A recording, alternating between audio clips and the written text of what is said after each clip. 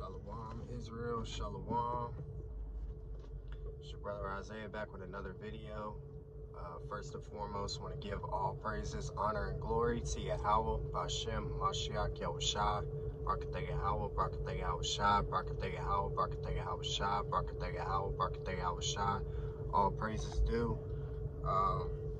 Shalom, family. Hope y'all having a blessed week. Today I wanted to go over a passage, but before we get into that, I want to correct a scripture I had brought out.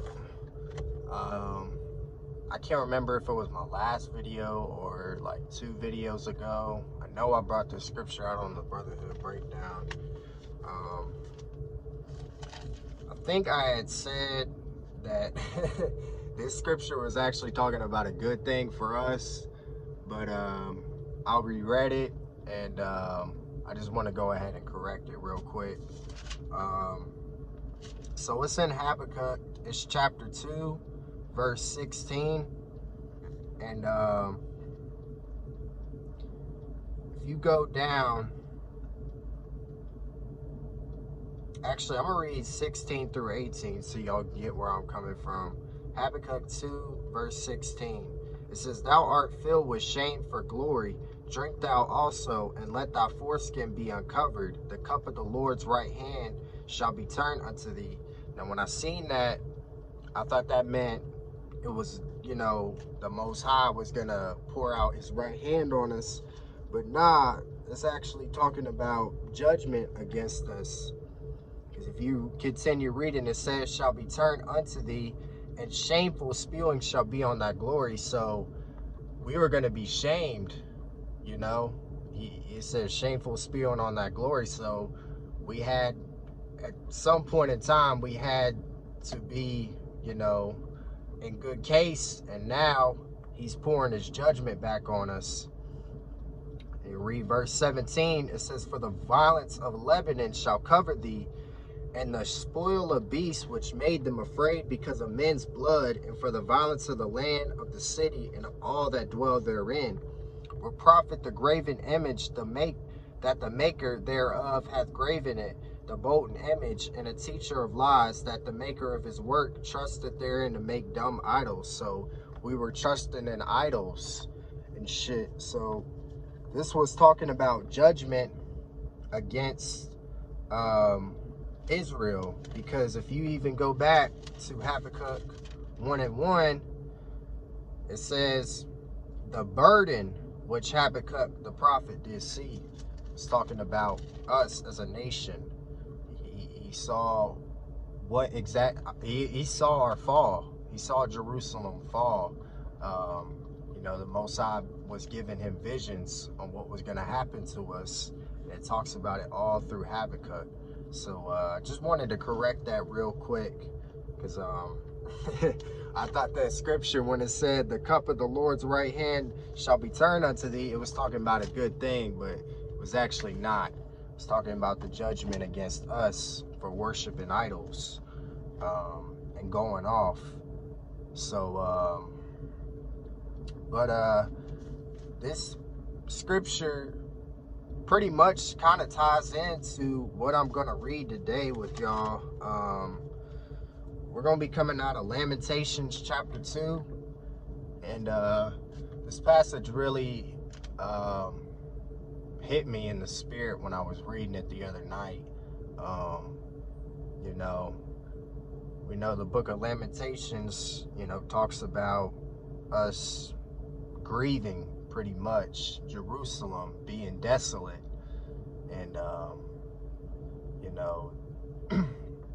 but at the same time, from our fall, it's a learning experience, why we should never go off. It talks about, everything that these heathens have pretty much done, and that the Most High has allowed. So we're gonna read this passage. I got some supporting precepts and just a few points I want to hit on. So let's go to Lamentations chapter 2, starting at verse 1. It says, "How hath the Lord covered the daughter of Zion with the cloud in his anger, and cast down from heaven unto the earth the beauty of Israel, and remembered not his footstool in the day of his anger. Verse 2, the Lord hath swallowed up all the inhabitations of Jacob, and hath not pitied. He hath thrown down in his wrath the strongholds of the daughter of Judah. He hath brought them down to the ground. He hath polluted the kingdom and the princes thereof. Once we went off, man, the Most High, he allowed these heathens to pretty much have their way with us. And this is, talking about us being in Babylon, because around the time of Jeremiah, we were in captivity to the Babylonians. They had their way with us, man. And the Most High, he just hands off. Why? Because we went off. Once he turned his face against us, man, it was a wrap. Like, we got fucked up, man.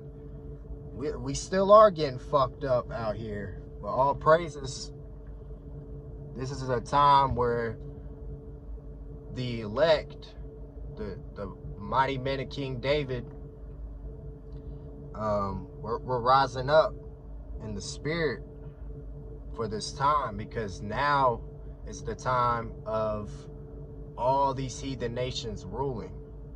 Scriptures say, for Esau is the end of the world and Jacob is the one to follow. We're in that time now. We're in that time, So all praises for that, man. This is the last go round. Verse 3, he hath cut off in his fierce anger all the horn of Israel. He hath drawn back his right hand from before the enemy, and he burned against Jacob like a flaming fire which devoureth round about. He hath bent his bow like an enemy.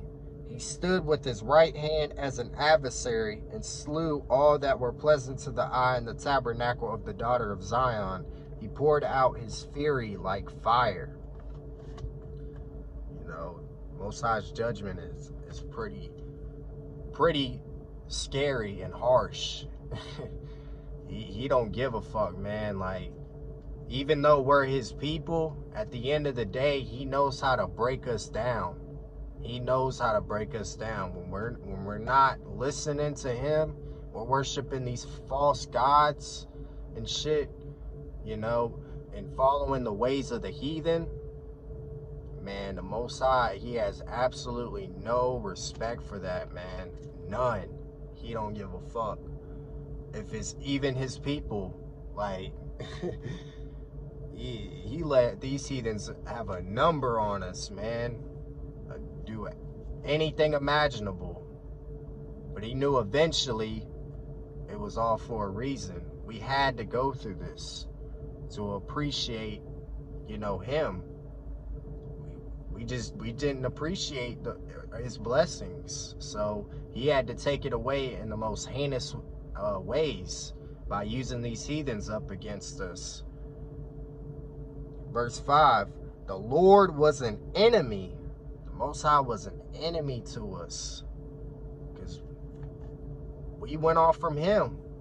He never just said, I'm not going to deal with y'all anymore. Nah, we just decided to go off.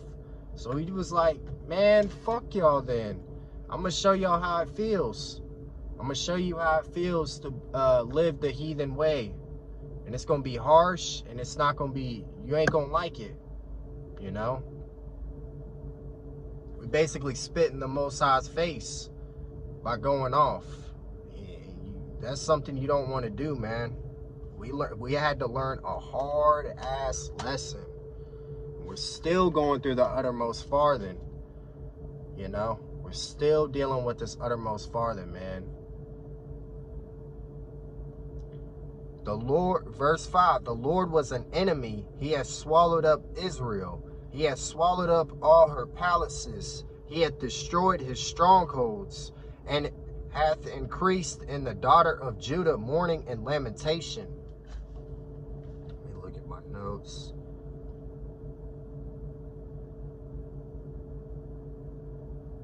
Yeah, we should just going back to verse 5, man, we really should be thankful for his mercy, man, that he has on us.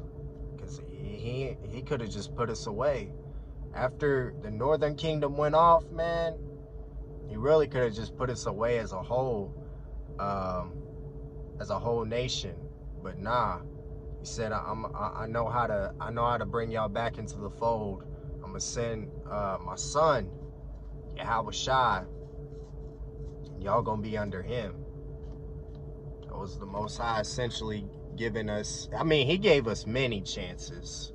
I can't even call that a second chance, but like, in a way, it was like a big second chance for us, you know? But we've gone off many times, many times, you know? So, yeah, man, we gotta really be grateful for what the Most High has done for us, and Mashiach and his sacrifice, man, for the nation. Because without it, we would be fucked. Like, as a whole nation, man, we'd be fucked. Now, the Most High didn't put away the southern kingdom. The Father didn't put away the southern kingdom. Why? Because of David. He was so faithful to the Father that they didn't get put away. Shit, you put a southern kingdom away, shit, that would have been it. But, you know, the Most High had a masterful plan all along to bring us back in the fold. So, all praises. Verse 6, Lamentations 2 and 6, and he had violently taken away his tabernacle, as if it were of a garden. He hath destroyed his palaces of the assembly. The Lord hath caused the Solomon feasts and Sabbaths to be forgotten in Zion, and hath despised in the indignation of his anger the king and the priests.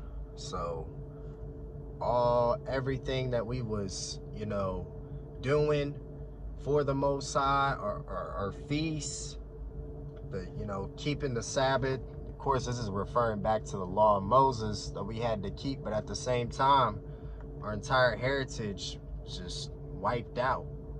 You know, he stripped it from us. Said, nah, y'all don't want to worship me.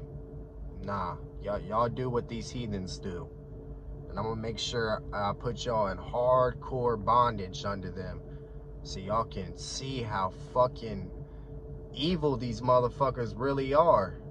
You know, but I'm gonna allow them to do some heinous shit to y'all so I can teach y'all a lesson to never go off. Verse 7, the Lord hath cast off his altar, he hath abhorred his sanctuary, he hath given it up into the hand of the enemy, the walls of her palaces, they have made a noise in the house of the Lord as in the day of a Solomon feast. Verse 8, the Lord hath purposed to destroy the wall of the daughter of Zion. He has stretched out a line, he hath not withdrawn his hand from destroying. Therefore, he made the rampart, which I looked that up on the interlinear on the Blue Letter Bible. It just means fortress or wall. Yeah, therefore he made the rampart and the wall to lament. They languish together. Her gates are sunk into the ground. He hath destroyed and broken her bars. Her king and her princes are among the Gentiles. The law is no more. Her prophets also find no vision from the Lord. So he even stopped showing prophets visions. He was that mad, you know. That mad. Prophets ain't getting visions. There's nothing to foresee for, you know, what's to come. Of course, it was only for a time, but man, like, all we could do is just see our people getting fucked up, living out here in this wicked ass world, man. We didn't know who we were. no prophets, no nothing, just blindly walking, just living the heathen life. Shit, it's fucked up, but at the same time, it was all done for a reason.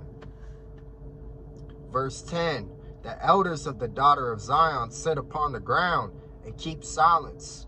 They have cast up dust upon their heads. They have girded themselves with sackcloth. The virgins of Jerusalem hang down their heads to the ground. Mine eyes do fail with tears. My bowels are troubled. My liver is poured upon the earth for the destruction of the daughter of my people. Because the children and the sucklings swoon in the streets of the city. Now I looked up the definition of swoon. It says, this is off of Edom Online. It says state of unconsciousness. So we were in a dead state spiritually for quite some time. The Most High brought all this upon us, so we'll never forget how much we need him, and that will never go off again. So we're in a dead state. You know, just read that the prophets were no longer getting visions from the Most High. You know, spiritually dead. We're spiritually dead. So it really is a blessing to know how we went off, the understanding of why we need to never go off again. You know, we were literally living it out, still in captivity in 2022. We're still here, and we want to fucking get out, but we know the Most High, he's gonna get that everything out of us, man. Everything. He's gonna get every fucking drop out of us, man. He's gonna be extra sure. Like, I know y'all are it, but like shit, he's gonna make sure that he gets us all of this shit out of us, all this bullshit, man. We had to go through this so we can appreciate him. So we can appreciate him, man. We're still dealing with shit, but at the end of the day, the Most High is not unjust. Keep that in mind. He's not unjust. Never has been, never will be unjust. So keep that in mind. If you're going through something, uttermost farther. He ain't gonna put too much on you that you can't handle. That's his mercy as well. You know, there's another scripture that's coming to mind. Let me get it real quick. This is another big one. This is real quick. Y'all go to me.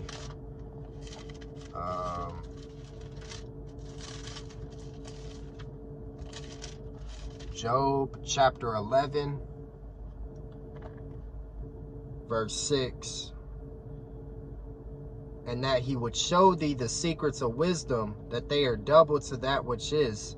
Know therefore that the power exacteth of thee less than thine iniquity deserveth. So he's merciful. He could have allowed this, especially this one, this captivity. This hasn't been the worst captivity, but at the same time, it could have been even worse. So we got to be thankful that the Most High has mercy on us.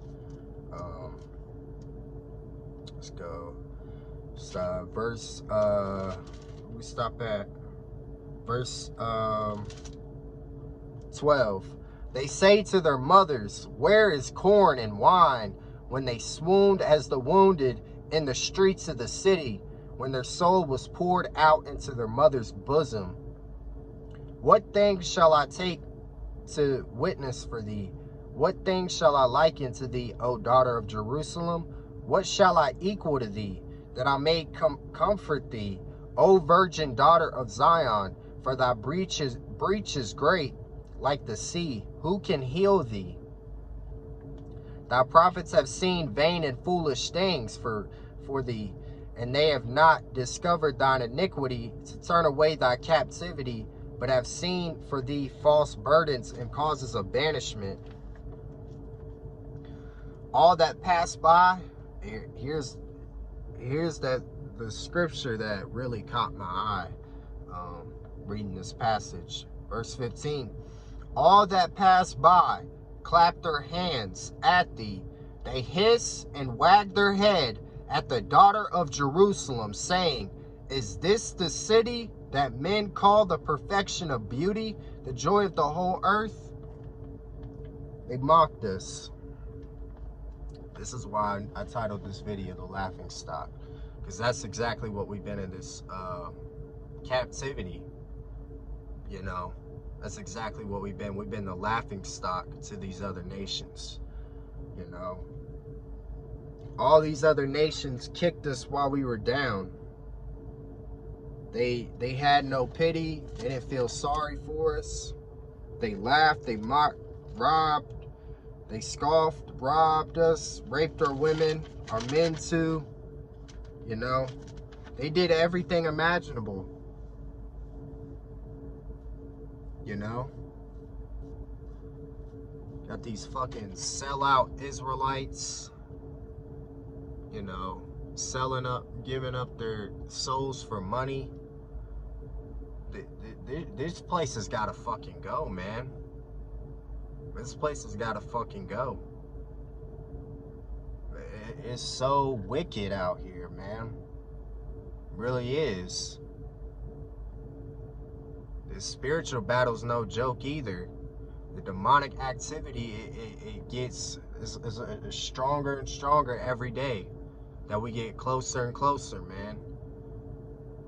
You know, evil days are here. They're here. We just haven't got to a point where the destruction has hit, but it's coming. It's coming. See, everybody that laughed, mocked, and scoffed at us, shit ain't gonna be funny real soon. Real soon. Shit ain't gonna be funny no more. The tables are gonna be turned. And that's what we need to look for. The tables turning on these niggas, man. They don't give a fuck about us. They don't. So once this destruction hits, it's gonna be a lovely day for the elect. Because we're gonna get the fuck out of here. We're gonna get the fuck out of here, y'all. We should be praying, begging for this destruction to hit, man. Fuck this place. There's nothing here for us. Nothing. This place is wicked, and it needs to go. It needs to go, man. This place is sickening. Yeah, fucking, let me not get clipped, but they got transformers, as I'll put them. Fucking all these. I don't want to get clipped, y'all, but y'all get where I'm going with that, man. These people are just exceedingly wicked, man, and they need to be put down. This place needs to go. Just like Brother Matt has said, man, homesick, man, homesick. So can't wait till we get out of here, man. Tired of having to work a job for these fucking Japhites, fucking getting all the sweat, getting the sweat in every single day, you know, breaking my back and shit, the fucking job. But hey, it's cool. It's cool. We ain't got much longer. All praises. So I'm gonna actually precept this, get a precept from Wisdom of Solomon. We're gonna come back to Lamentations chapter 2, but I want to go to Wisdom of Solomon real quick. This is the other side of us being down. It's the other side. Wisdom of Solomon chapter 5 verse 1 says, then shall the righteous man stand in great boldness before the face of such as have afflicted him and made no account of his labors. We are going to stand in great boldness. Why? Because we're the mighty men. We're going to bring in the 144. And we all know what 1 Corinthians 15, 50 through 58 says. In a moment, in a twinkling of an eye, the last trump, we're going to be changed. We're not going to be in these corruptible bodies much longer. Verse 2, when they see it, they shall be troubled with terrible fear, and shall be amazed at the strangeness of his salvation so far beyond all that they look for. These motherfuckers are going to be scared. Scared. Rightfully so. Rightfully so. The strangeness of his salvation. His chariots, they're everywhere. I see chariots every single night out here. Every single night. I think it was the other night. Saw a chariot moving in the sky right over here. I don't know if y'all can see where I'm pointing, but like right over there at night, motherfucker disappeared. It went for a little bit and then it just disappeared. Motherfucker was bright too. Bright as hell. They're here. These chariots are here. He said he was gonna create a cloud of smoke by, roughly paraphrasing, a cloud of smoke by day, a shining flaming fire by night over our dwelling places. He's doing that now. You know? Verse 3. And they repenting and groaning for anguish of spirit shall say within themselves, this was he whom we had sometimes in derision and a proverb of reproach. So they're going to be groaning. Like, oh shit. Oh shit. We've been talking all this shit. And now their power is back to them. Well, they already know. At least these motherfucking, these fucking higher ups know. But just your average motherfucking, you know, heathen.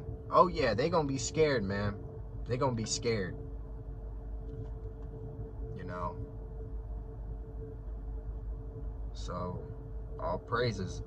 Verse 4. We fools accounted his life madness and his end to be without honor.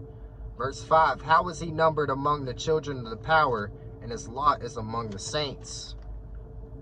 That's what they're going to be wondering. Like, what? Y'all are the children of the Most High? Yes, we are. I don't know if y'all can see that, but I am wearing my Rhea Mishta shirt today. All praises. So, wear this shit with pride, man. Verse 16, it says, all thine enemies have opened their mouth against thee. They hiss and gnash the teeth. They say, we have swallowed her up. Certainly this is the day that we looked for. We have found, we have seen it. Verse 17, the Lord hath done that which he had devised. He hath fulfilled his word that he had commanded in the days of old. He hath thrown down and hath not pitied, and he hath caused thine enemy to rejoice over thee. He hath set up the horn of thine adversaries. The Most High made good on his promise. Every single curse that you see in Deuteronomy 28, 15 through 68, he fulfilled. We're living them out today, you know. He knows how to build us. He knows how to break us down, but he also knows how to build us back up. And we're in that time of him building us back up. But I want to show y'all, again, the flip side of him building us back up. Here's the promise that's coming for these other nations very, very soon. Revelations chapter 13, verse 10. He that leadeth into captivity shall go into captivity. He that killeth with the sword must be killed with the sword. Here is the patience and the faith of the saints. That's what's coming. They're about to go into captivity. They're about to be brought down. And they ain't getting back up. Not this time. Because we ain't falling ever again as a nation. The scriptures declare it. Verse 18. Their heart cried unto the Lord, O wall of the daughter of Zion. Let tears run down like a river day and night.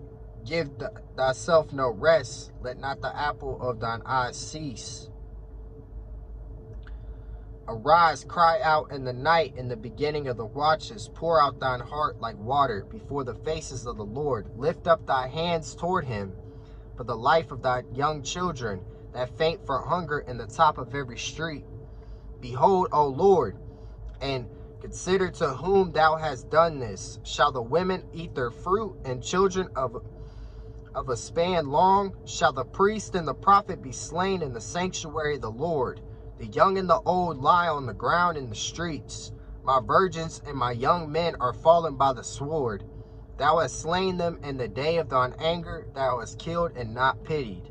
Thou hast called as in a solemn day my terrors round about, so that in the day of the Lord's anger none escape nor remain. Those that I have swaddled and brought up hath mine enemy consumed. So we've been brought low to a low estate. You know, scriptures say prosperity is in the hand of the Most High. I think it's in Sirach chapter 10. He brought us down, but he's going to bring us back up. You know, reading this is, you know, the judgment that had to come to us, but at the same time, it teaches us a lesson and where we've fallen. But now is the time where we can meditate on the things to come as well. Let's go to 2nd Esdras chapter 10.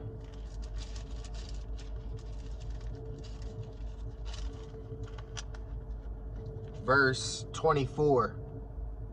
And therefore shake off thy great heaviness, and put away the multitude of sorrows, that the mighty may be merciful unto thee again, and the highest shall give thee rest and ease from thy labor. I'll read that one more time. 2nd Esdras 10 and 24. And therefore shake off thy great heaviness, and put away the multitude of sorrows, that the mighty may be merciful unto thee again, and the highest shall give thee rest and ease from thy labor. It's going to give us rest and ease from our labor. We are about to enter into eternal rest from all the shit we had to deal with. All praises to Yahweh B'Shem Mashiach Yahushai. This is the last go round. We're at the cusp of graduating from this captivity. Let me get another scripture real quick. I know I ran over on time, but all through the Spirit, man. All through the Spirit.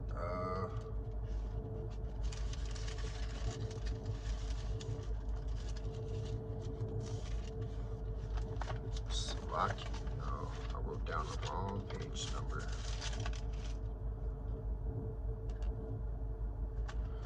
Yep.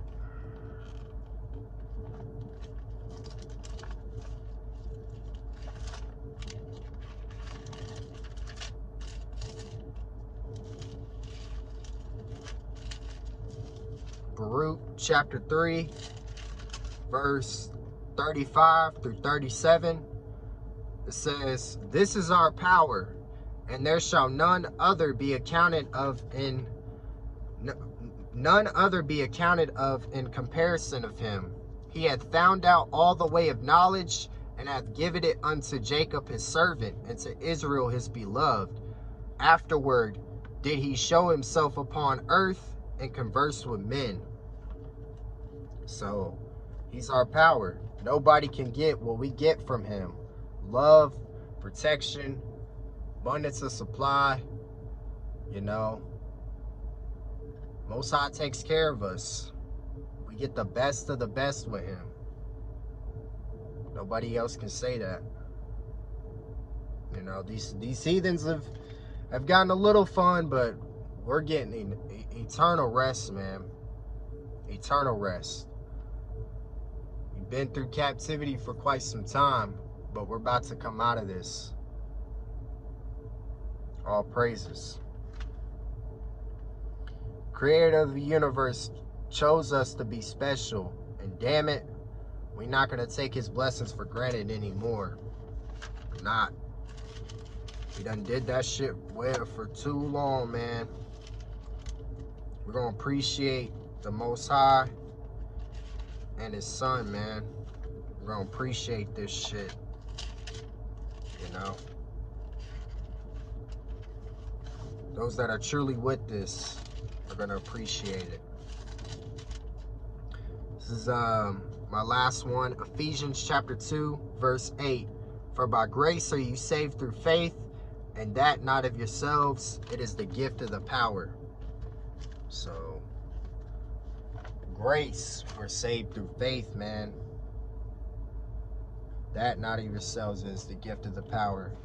It's the best thing the Most High could have gave us, man. It's salvation. And the faith it instilled in us, you know, that's given. You have to, he has to put it in you to believe. And he put it in us to believe, man. Put it in us to believe. All praises to Yahweh Bashim Mashiach Yahushua, man. So keep your heads up, man. It's almost go time. Let's continue to prepare our minds and our spirits to get the fuck up out of here, y'all. It's coming. Love y'all, Israel. Giving all praises to Yahweh Bashim Mashiach Yahushua. I know I kind of ran over on this video, but all through the spirit. Love y'all. Shalom.